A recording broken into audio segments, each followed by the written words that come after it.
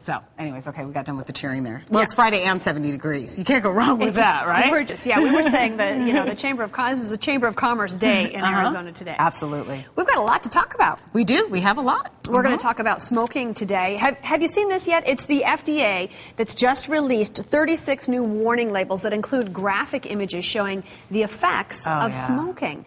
One image depicts a woman with cancer, and another shows a man in a coffin. And there are also more positive images showing healthy people who've quit smoking.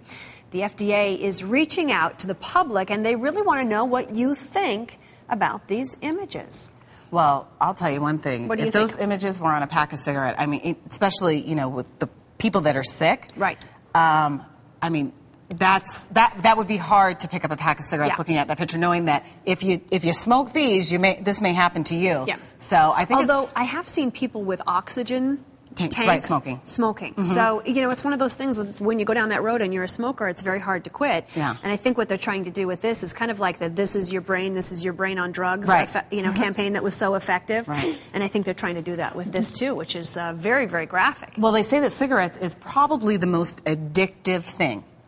More than any other drug. Wow. That's what they say. So, interesting. Well, in the meantime, there is a new study that has found a breakthrough in the battle against the #1 cause of cancer, lung cancer. Researchers found CT scanning actually reduced lung cancer deaths by 20%.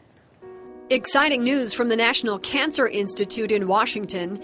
They've released findings of a large-scale study looking at CT scans in heavy smokers. And what they found is that CT scans reduced deaths from lung cancer by a whopping 20%. This is very exciting news for something that has been the holy grail in medicine. How do you save lives of people who have lung cancer? Well, this study was conducted over an 8-year period with people from all across the country. And they compared 2 focus groups, people who had an annual CT scan and those who had a chest X-ray. They found over the course of the study there was a 20% drop in immortality from the group receiving the CT scans. The study was stopped early because of this outstanding finding. It's important to point out that the primary way to prevent lung cancer and save lives is not to smoke. But this is really the first clue that early detection and early treatment of lung cancer makes a big difference in saving lives. And this is all very good news coming right in time for Lung Cancer Awareness Month. Well, let's Skype in now Seth Debra Roth, a clinical hypnotherapist with the National Guild of Hypnotists, and she joins us from Northern California. Thank you for being here. We appreciate it.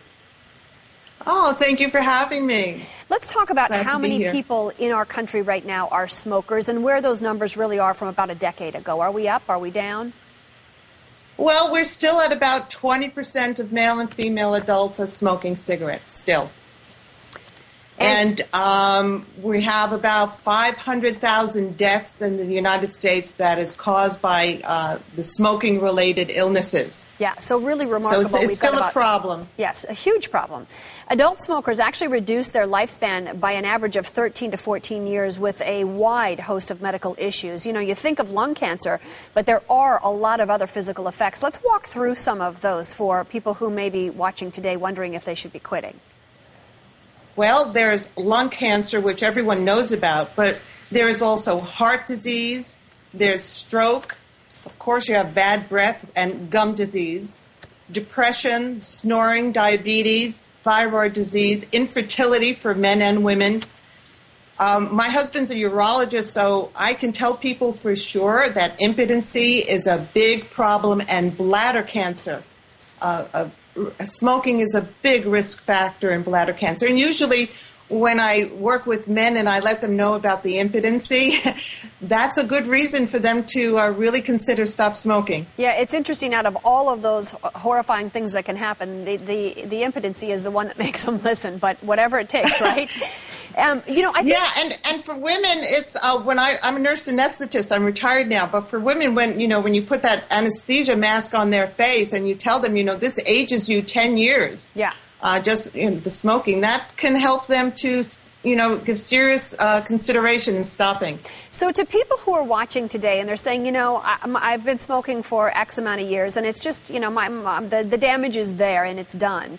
Help people understand how quitting can really kind of solve a lot of problems for you fairly quickly. Oh, yeah. Within 20 minutes of quitting, your heart rate and your blood pressure starts to drop down. Within 12 hours after quitting, your carbon monoxide levels start to return to normal. 1 to 9 months after quitting, your coughing and the shortness of breath decreases. The cilia starts working. And I tell my clients also within 72 hours, those cravings are actually gone from your system. A year after quitting, your risk is half of that of a non-smoker as far as your cardiac risk. Mm-hmm. And within 15 years, basically, cardiac-wise, you're okay. You're back to a non-smoker. So you can reverse the damage, but it needs to start right away. Seth, Debra, let's talk a little bit about hypnotism, because I know some people have used that actually as a way to stop smoking. Yeah. How does that work? Is it effective? Oh, it's very effective. I mean, people come to me, I am usually the last person. They've tried the nicotine patches, they've tried the gum, the nasal sprays, the Chantrex, and hypnosis works with the subconscious mind. Literally, when you're in hypnosis, the two hemispheres of your brain are speaking to each other better, and you are literally more open to suggestion. And so we can work with the emotional reasons, number one, that you're smoking, and then we put in what's called the positive suggestions. And so now when you're in hypnosis, your brain doesn't really know the difference between reality and not reality. The same as if you were to imagine sucking on a lemon. Even though you're not really sucking on it, you might actually squirt saliva. Mm-hmm. Okay. So there are ways. We're almost out of time. I'm sorry, but you're saying that studies do show that hypnotizing yourself can actually work. Let me ask you. Absolutely. What about preventing kids from smoking? What's the message there, and how do we do that? Give us some advice for parents. The message is to start early. Start that communication with your kids. Start them very early, talking about smoking, pointing out people who are smoking and how it smells bad, it looks bad, how it's bad for you. Okay. Build that foundation of trust between you and your child.